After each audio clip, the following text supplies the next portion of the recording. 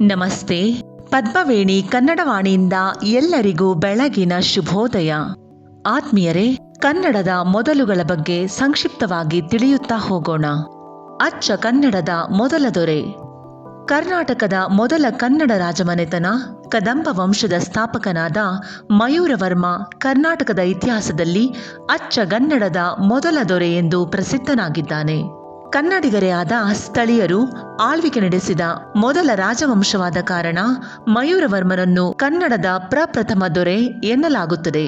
ಕರ್ನಾಟಕದ ಅತಿ ಹಳೆಯ ಅಗ್ರಹಾರವೆಂಬ ಹೆಗ್ಗಳಿಕೆಗೆ ಪಾತ್ರವಾದ ತಾಳಗುಂದ ಅಥವಾ ಸ್ಥಾನಕುಂದೂರಿನಲ್ಲಿ ಜನಿಸಿದ ಮಯೂರವರ್ಮನು ವೈದಿಕ ಬ್ರಾಹ್ಮಣ ಕುಟುಂಬಕ್ಕೆ ಸೇರಿದವನು. ಉನ್ನತ ಶಿಕ್ಷಣಕ್ಕಾಗಿ ಪಲ್ಲವರ ರಾಜಧಾನಿಯಾದ ಕಂಚಿಗೆ ತೆರಳಿದ ಮಯೂರವರ್ಮ ಅಲ್ಲಿ ಪಲ್ಲವರಿಂದ ಆದ ಅವಮಾನಕ್ಕೆ ಪ್ರತಿಯಾಗಿ ಖಡ್ಗ ಹಿಡಿದು ಪಲ್ಲವರ ಸೊಲ್ಲಡಗಿಸಿ ಬನವಾಸಿಯನ್ನು ರಾಜಧಾನಿಯನ್ನಾಗಿಸಿಕೊಂಡು ಸ್ವತಂತ್ರ ಕದಂಬ ಸಾಮ್ರಾಜ್ಯವನ್ನು ಸ್ಥಾಪಿಸಿದನು. ಪಲ್ಲವರು ಕೂಡ ಮಯೂರವರ್ಮನ ಶೌರ್ಯಕ್ಕೆ ತಲೆಬಾಗಿ ಇವನ ಆಧಿಪತ್ಯವನ್ನು ಒಪ್ಪಿಕೊಂಡರು.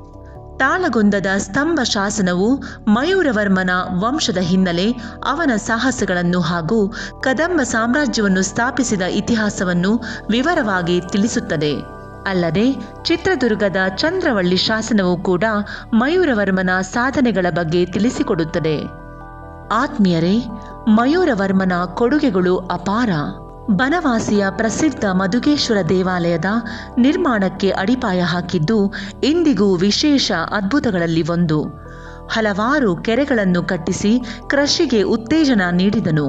ನಮ್ಮ ಕನ್ನಡ ಭಾಷೆಗೆ ಆಡಳಿತದಲ್ಲಿ ಮೊದಲ ಬಾರಿಗೆ ಸ್ಥಾನ ನೀಡಿ ಆಡಳಿತಾತ್ಮಕವಾಗಿ ಕನ್ನಡವನ್ನು ಬಳಸಿದ ಮೊದಲ ರಾಜವಂಶವಾಗಿ ಮಹತ್ವದ ಮೈಲಿಗಲ್ಲನ್ನು ಇತಿಹಾಸದಲ್ಲಿ ಸ್ಥಾಪಿಸಿದನು. ಮಯೂರವರ್ಮ ಸ್ಥಾಪಿಸಿದ ಈ ಕದಂಬ ರಾಜವಂಶವು ಮುಂದೆ ಕರ್ನಾಟಕದ ಕಲೆ, ಸಾಹಿತ್ಯ ಮತ್ತು ಸಂಸ್ಕೃತಿಗೆ ಭದ್ರ ಬುನಾದಿಯನ್ನು ಹಾಕಿತು. ಮಯೂರವರ್ಮನು ಕನ್ನಡಿಗರಲ್ಲಿ ಸ್ವತಂತ್ರ ಆಳ್ವಿಕೆಯ ಹೆಮ್ಮೆಯನ್ನು ಮೂಡಿಸಿ ಸ್ವಾಭಿಮಾನಿ ಆಡಳಿತಗಾರನಾದನು. ಇವರು ಅಭಿವೃದ್ಧಿಪಡಿಸಿದ ಶಿಖರ ನಿರ್ಮಾಣ ಶೈಲಿಯನ್ನು ಕದಂಬ ಶಿಖರ ಎಂದು ಕರೆಯಲಾಯಿತು.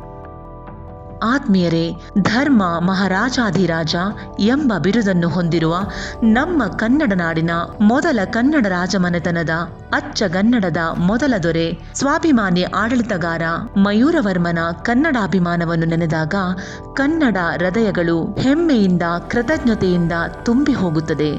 ಕನ್ನಡವನ್ನು, ಕನ್ನಡತನವನ್ನು ಕಟ್ಟಿ ಬೆಳೆಸಿದ ಇತಿಹಾಸದ ಕೆಚ್ಚದೆಯ ಕಲಿಗಳಿಗೆ ಅಪಾರ ಧನ್ಯವಾದಗಳು, ಅನಂತ ನಮನಗಳು. ಇದುವರೆಗೂ ನಮ್ಮ ಓದನ್ನು ಆಲಿಸಿದ್ದಕ್ಕೆ ಧನ್ಯವಾದಗಳು. ಮುಂದಿನ ಓದಿನಲ್ಲಿ ಮತ್ತೆ ಸಿಗೋಣ. ನಮಸ್ಕಾರಗಳು.